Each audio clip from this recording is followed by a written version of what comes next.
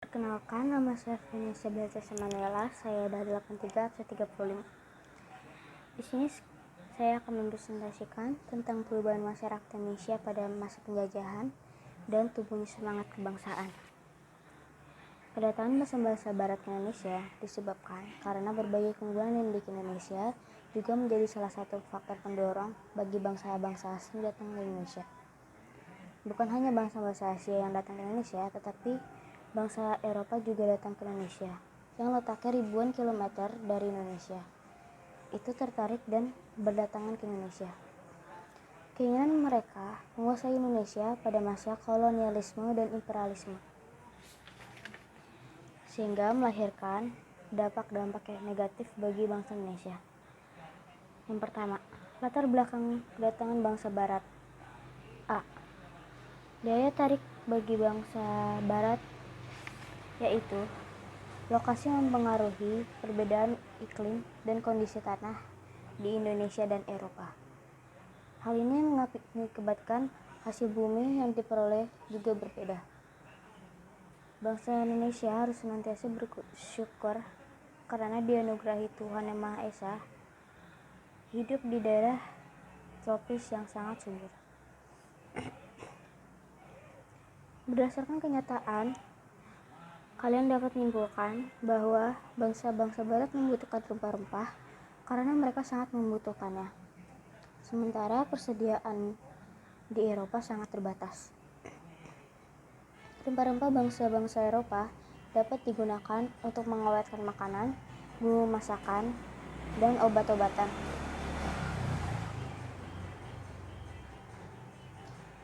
B. Memotivasi 3G, yaitu Gold, Gospel, dan Glory. Gold, Gospel, dan Glory merupakan motivasi bagi bangsa-bangsa Barat melakukan penjelajahan samudra. Terkenal dengan sebutan 3G atau 3G karena memang semboyan tersebut berawalan dengan huruf G, yakni Gold, Glory, dan Gospel. Apa yang dimaksud dengan Gold, Gospel, dan Glory?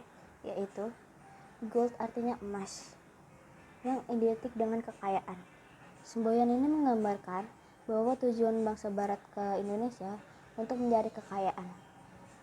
Itulah yang membuat mereka melakukan ekspedisi dan penjelajahan. Kedua, glory, yaitu bermakna kejayaan bangsa.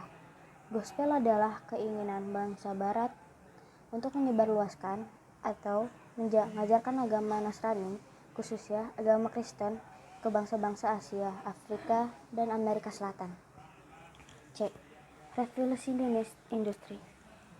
Ini merupakan salah satu pendorong imperialisme modern. Sudah sangat lama bangsa-bangsa Eropa mengetahui Nusantara atau Indonesia sebagai sumber rempah-rempah bahkan sebelum Masehi. Mengapa mereka tidak mencari sendiri ke Indonesia?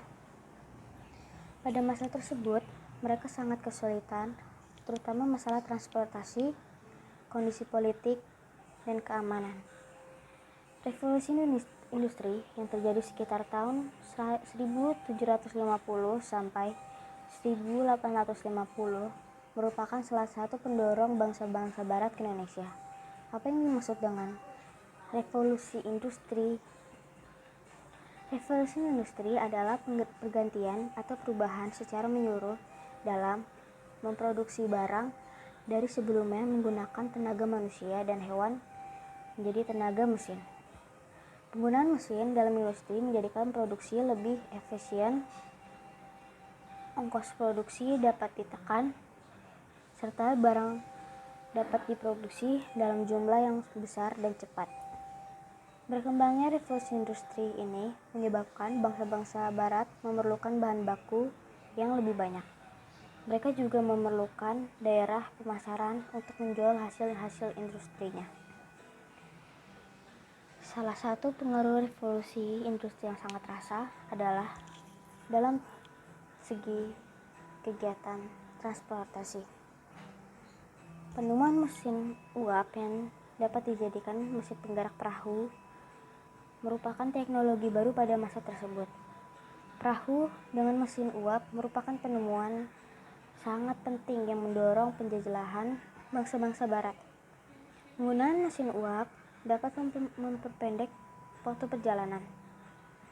Selain penemuan mesin uap, revolusi industri didukung berbagai penemuan lain, yaitu seperti kompas, mesin pemintal, dan sebagainya. Penemuan-penemuan tersebut memicu bangsa-bangsa barat untuk melakukan pertualangan. Yang kedua, kedatangan bangsa-bangsa barat ke Indonesia.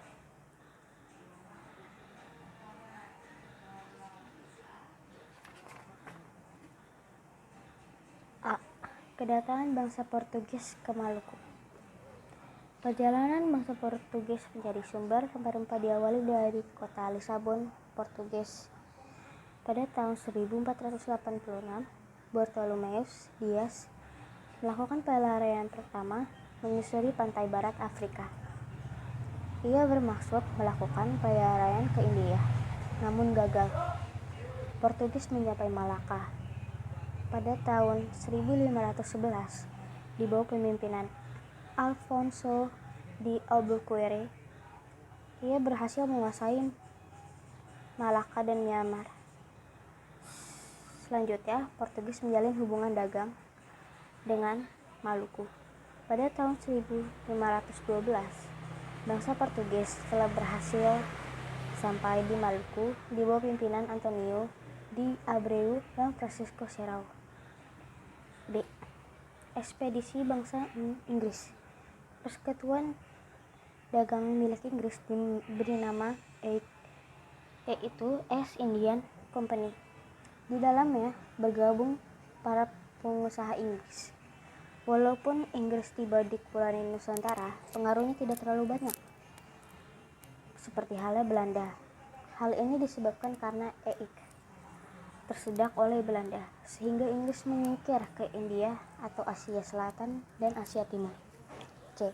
Kedatangan bangsa Belanda di Jayakarta atau Jakarta. Kedatangan Jayakarta merupakan pelabuhan penting di Pulau Jawa yang kemudian menjadi markas VOC. Bagaimana proses kedatangan Belanda di Indonesia? Seorang pelaut Belanda, Cornelius de Houtman, memimpin ekspedisi ke Indonesia. Pada tahun 1595,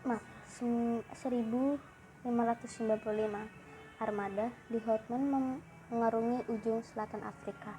Selanjutnya terus-menerus ke arah timur melewati Samudra Hindia. Pada tahun 1596, armada de Houtman tiba di pelabuhan Banten melalui Selat Sunda.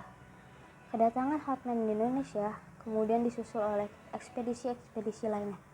Dengan banyaknya pedagang Belanda di Indonesia, maka muncullah persaingan di antara mereka sendiri. Untuk mencegah persaingan yang tidak sehat, pada tahun 1602 didirikannya Vereniging Oost-Indische Compagnie, yaitu VOC atau Persekutuan Maskapai Hindia Timur, yang merupakan merger atau penggabungan dan beberapa perusahaan dagang Belanda. Gubernur Jenderal pertama VOC adalah Peter Both. Ia mendirikan pusat perdagangan VOC di Ambon, Maluku. Namun kemudian pusat dagang dipindahkan ke Jayakarta atau Jakarta karena VOC memandang bahwa Jawa lebih strategis sebagai lalu lintas perdagangan. Selain itu, Belanda ingin menyingkirkan saingan mereka, yaitu Portugis di Malaka. Pangeran Jayawikarta atau penguasa bagian wilayah Banten memberi izin kepada VOC untuk mendirikan kantor dagang di Jayakarta. Selain memberikan izin kepada VOC, Pangeran Jayawikarta juga memberikan izin pendirian kantor dagang kepada Eik atau Inggris. Kebijakan ini membuat Belanda merasa tidak menyukai Pangeran Jayakarta.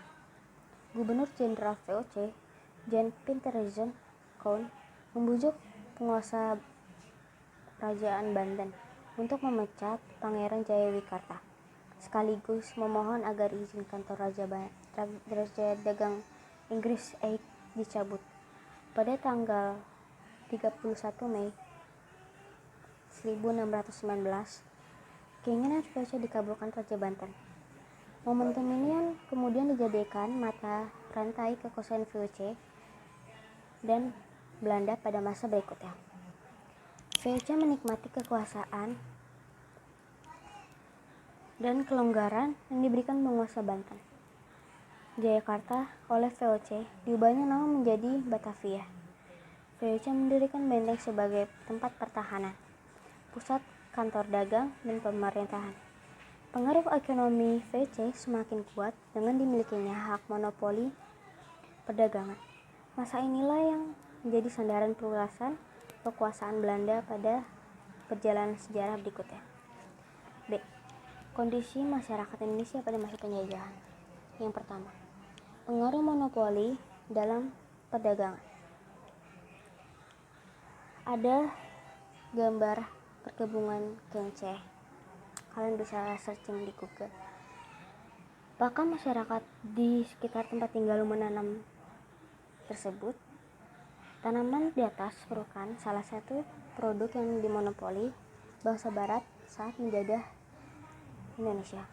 Untuk memahami bagaimana akibat dari bangsa monopoli, silakan kita dengarkan selanjutnya. Jadi, kalian pasti dapat membayangkan bagaimana perasaan para petani yang ingin menjual hasil pertanian dengan bebas, tetapi malah dipaksa hanya menjual kepada VOC. Tentu daya tawar mereka sangat rendah.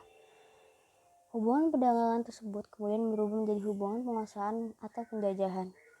VOC terus berusaha memperoleh kekuasaan yang lebih baik dari sekedar jual beli. Itulah yang memicu kekecewaan, kebencian, dan perlawanan fisik. Pada awalnya VOC meminta keistimewaan hak-hak dagang, akan tetapi dalam perkembangannya menjadi penguasaan pasar atau monopoli. VOC bukan hanya menguasai daerah perdagangan, tetapi juga menguasai politik atau pemerintahan. Kalian pasti tentu dapat atau sering mendengar istilah monopoli. Monopoli adalah penguasaan pasar yang dilakukan oleh salah satu atau sedikit perusahaan. Bagaimana dampak monopoli?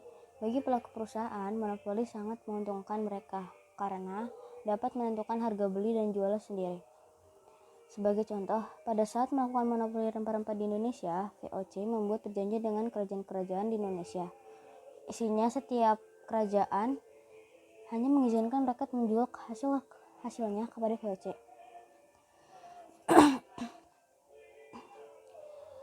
Karena produsen sudah dikuasai oleh VOC, maka pada saat rempah-rempah dijual, harganya turun. Sebaliknya, VOC menjual kembali ke Eropa dengan harga yang sangat tinggi. Tentu kalian menanya, mengapa kerajaan-kerajaan di Indonesia membiarkan VOC monopoli perdagangan? Semua itu terjadi karena keterpaksaan. Belanda memaksa kerajaan-kerajaan Indonesia untuk menandatangani kontrak monopoli dengan berbagai cara. Salah satu caranya adalah politik adu domba atau dikenal dengan Divide et Impera. Siapa yang diadu domba? Adu domba yang dilakukan Belanda dapat terjadi terhadap kerajaan yang dengan kerajaan lain atau penjabat kerajaan. Tujuan Belanda melakukan adu domba itu agar terjadi pemusuhan antar bangsa Indonesia, sehingga terjadi perang antar kerajaan. Belanda juga terlibat dalam konflik internal yang terjadi di kerajaan. Pada saat terjadinya antar kerajaan perang, Belanda mendukung salah satu kerajaan yang berperang. Demikian halnya yang terjadi dalam konflik kerajaan. Belanda akan mendukung salah satu pihak setelah pihak yang didukung Belanda menang, dan Belanda akan meminta balas jasa. Untuk meloloskan kekuasaan, VOC mempersiapkan penguasa dengan cara perang atau militer. Beberapa gubernur jenderal seperti Antonio van Diamond, yaitu pada tahun 1635 sampai 1645. Johann Max Schuyecker pada tahun 1635 1653 dan 1678. Kemudian Rikjool van Gons itu pada tahun 1678 sampai 1681. Kemudian Cornelis Janson Spelman itu pada tahun 1681 sampai 1684. Merupakan tokoh-tokoh peletak dasar politik ekspansi VOC. VOC juga pernah mengalami kebangkrutan pada akhir abad. Korupsi dan manajemen perusahaan yang kurang baik menjadi penyebab utama kebangkrutan VOC. Akhirnya tanggal 13 Desember 1799 VOC dibubarkan. Mulai tanggal 1 Januari 1800, Indonesia menjadi jajahan pemerintah Belanda, atau sering disebut juga masa pemerintahan Hindia Belanda. Mulai periode ini, Belanda secara resmi menjalankan pemerintah kolonial dalam arti yang sebenarnya. 2. Pengaruh kebijakan kerja paksa. Mendengar istilah kerja paksa, tentu kalian dapat menebak bahwa rakyat Indonesia bekerja tanpa fasilitas yang memadai. Mereka juga tidak memperoleh penghasilan yang layak, tidak diperhatikan juga asupan makanannya, dan melakukan pekerjaan di luar batas kemanusiaan. Perhatikan peta jalur anyar dipanorkan di atas. Kalian bisa melihatnya di buku paket IPS halaman 209, atau juga bisa di searching di Google. Jalur tersebut memanjang lebih dari 1000 km dari Cilegon, Jakarta, Bogor, Bandung, Cirebon, Semarang, Pati, Surabaya, dan Probolinggo hingga Pancoran, Jawa Timur. Saat ini, jalur tersebut merupakan salah satu jalur transportasi utama bagi masyarakat Pulau Jawa. Anyar Panarukan dibangun 200 tahun yang lalu oleh pemerintah Gubernur Jenderal Dendels, yang merupakan bagian dari Republik Bataaf atau Prancis. Mengapa jalan tersebut harus dibangun? Bagaimana pengaruh bagi bangsa Indonesia? Gubernur Jenderal Dendels yang memerintah tahun 1808 sampai 1811 melakukan berbagai kebijakan seperti membangun militer, jalan raya, perbaikan pemerintahan, dan perbaikan ekonomi. Salah satu kebijakan yang terkenal dan buktinya dapat disaksikan hingga masa sekarang adalah pembangunan Jalan Anyar Panarukan atau Jalan Raya Pos. Jalan Raya Pos sangat penting bagi pemerintah kolonial. Jalan tersebut juga dibangun dengan tujuan utama untuk kepentingan militer pemerintah kolonial. Dalam perkembangannya, jalan tersebut menjadi salah satu sarana transportasi pemerintah dan mengangkut hasil dari bumi hingga sekarang. Manfaat jalan tersebut masih bisa dirasakan. Di balik besarnya proyek tersebut, perlu dipertanyakan bagaimana proses pembangunan jalan yang melewati gunung yang terjal dan medan yang sulit pada masa lalu. Siapakah yang menjalankan pembangunan? Pembangunan jalan tersebut merupakan kebijaksanaan pemerintah Republik Bataaf di bawah pimpinan Gubernur Jenderal Herman Willem Dendels. Mereka memandang penting pembangunan jalur Anyar Panarukan. Selain untuk kepentingan pertahanan dan militer, jalur tersebut juga merupakan penghubung kota-kota penting di Pulau Jawa yang merupakan penghasil berbagai tanaman ekspor. Dan di bangunan jalan tersebut, proses distribusi barang dan jasa untuk kepentingan kolonial semakin cepat dan efisien. Yang ketiga, pengaruh sistem sewa tanah. Kalian pasti tahu kan, Kebun Raya Bogor merupakan salah satu pusat pengetahuan yang menyimpan berbagai jenis tanaman. Tahukah kalian bahwa kebun raya tersebut dibangun sejak awal abad? Kebun Raya Bogor merupakan salah satu bukti pengaruh kekuasaan Inggris di Indonesia. Bagaimana Inggris dapat menguasai Indonesia? Pada masa tersebut, meletus perang di Eropa antara Prancis dan Belanda. William V dari negeri Belanda berhasil lolos dari serangan Prancis dan melarikan diri ke Inggris. Willem V kemudian mengeluarkan maklumat yang memerintahkan para penjabat jajahan Belanda menyerahkan wilayahnya kepada Inggris. Kemudian, maklumat ini dimaksud agar jajahan Belanda tidak jatuh ke tangan Prancis. Saat Inggris menguasai Indonesia, Gubernur Jenderal Lord Minto membagi daerah jajahan Hindia Belanda menjadi 4 gubermen, yakni Malaka, Sumatera, Jawa, dan Maluku. Lord Minto selanjutnya menyerahkan tanggungan jawab kekuasaan atas seluruh wilayah kepada Letnan Gubernur Thomas Stamford Raffles. Salah satu kebijakan terkenal pada masa Raffles adalah sistem sewa tanah atau Landed System atau Landlegislation.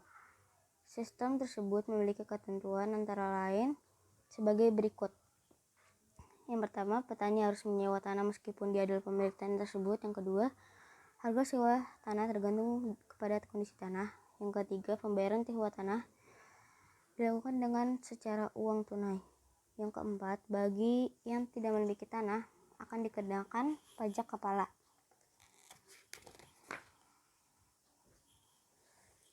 4. Pengaruh sistem tanam paksa.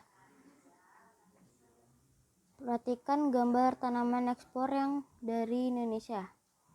Pada masa penjajahan, tanaman tersebut merupakan komoditas utama ekspor Indonesia. Karena itu, Belanda berusaha menaikkan ekspor tanaman perkebunan tersebut. Apalagi ketika awal abad 20. Sempat serangan Mataram terhadap VOC.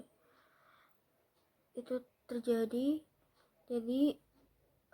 serangan pertama dilakukan oleh Mataram dan gagal sehingga pasukan ditarik kembali ke Mataram tanggal 3 Desember 1628. Kemudian serangan kedua dimulai pada tanggal 1 Agustus dan berakhir 1 Oktober 1629 itu juga gagal. Pada tahun 1799, peristiwa penting dalam sejarah kolonialisme dan imperialisme di barat di Indonesia. Pada tanggal 31 Desember 1799, VOC dinyatakan bubar. Setelah bubar VOC berada langsung di bawah pemerintahan Hindia Belanda. B. Perlawanan pemerintah Hindia Belanda. Yang pertama ada Perang Saparua di Ambon, yang kedua ada Perang Paderi di Sumatera, yang ketiga ada Perang Diponegoro, kemudian ada keempat ada Perang Aceh, kemudian yang kelima ada perlawanan Sisingamaraja Sumatera, yang keenam Perang Banjar, kemudian yang terakhir yang ketujuh Perang Jagara di Bali. C. Tumbuh dan berkembangnya semangat. Ini juga mengaitkan tentang Sumpah Pemuda. Sumpah Pemuda diikrarkan di berbagai daerah yaitu pada tanggal 28 Oktober 1928. Yang pertama, latar belakang munculnya nasionalisme di Indonesia. A. Perluasan pendidikan, yaitu pertama ada irigasi hanya untuk kepentingan perkebunan Belanda. Yang kedua, emigrasi atau transmigrasi hanya untuk mengirim orang-orang Jawa keluar Jawa guna dijadikan buruh perkebunan dengan upah murah. Yang ketiga, pendidikan hanya sampai tingkat rendah yang bertujuan memenuhi pegawai perendahan. Pendidikan tinggi hanya untuk orang Belanda dan sebagian anak penjabat. Segi positif yang bisa dirasakan pada saat ini yaitu segi pendidikan. Yang B. Kegagalan perjuangan di berbagai daerah juga salah satu sebab kegagalan perjuangan tersebut adalah perlawanan yang bersifat kedaerahan. C. Senasib sepenanggungan. Perluasan kekuasaan Barat Indonesia telah memengaruhi perubahan politik, ekonomi, dan sosial bangsa Indonesia. Hal ini yang mendorong tekad bersama untuk menghimpun kebersamaan dalam pergerakan kebangsaan Indonesia. Yang D, ada organisasi etnis, kedaerahan, dan keagamaan. Itu juga terdiri dari ada Titro Dharma, Jong Java, Jong Sumantren, dan juga ada yang keagamaannya. Yang E, berkembangnya berbagai paham baru. Paham-paham ini seperti Islamisme, nasionalisme, liberalisme, sosialisme, dan demokrasi menjadi salah satu pendorong pergerakan Indonesia. Yang F, berbagai peristiwa pengaruh dari luar negeri menjadi pendorong pergerakan kebangsaan Indonesia adalah sebagai berikut. Yang pertama, kemenangan Jepang atas Rusia pada tahun 1905. Dan yang kedua, berkembangnya nasionalisme di berbagai negara. Yang kedua, organisasi pergerakan di Indonesia. Di gedung bekas Stovia sangat penting artinya bagi kebangkitan nasional Indonesia. Tanggal 20 Mei 1908 merupakan lahirnya Budi Utomo. A. Budi Utomo. Sekolah kedokteran terdapat di Batavia, Jakarta. Sepakat untuk memperjuangkan nasib rakyat Indonesia untuk mengajukan pendidikan negara rakyat. Yang B, Syarikat Islam. Kemudian C, Indies Partage. Yang D, Perhimpunan Indonesia. Perhimpunan Indonesia juga ada Kongres Pemuda 1 yang dilaksanakan pada tanggal 30 April sampai 20 Mei 1926 di Jakarta. Yang Kongres Pemuda kedua dibentuk tanggal 12 Agustus 1928 dengan ketuanya Sugondo Joyo Puspito. Ini diselenggarakan pada tanggal 27 sampai 28 Oktober 1928, dihadiri oleh perwakilan organisasi pemuda dari seluruh Indonesia. Yang E, Partai Nasional Indonesia.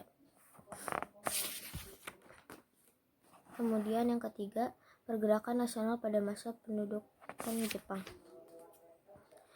Yang A, proses penguasaan Indonesia. Awal mula tujuan Jepang menguasai Indonesia adalah untuk kepentingan ekonomi dan politik.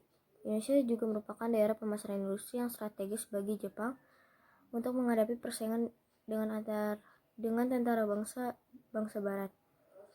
Yang B, kebijakan pemerintah militer Jepang.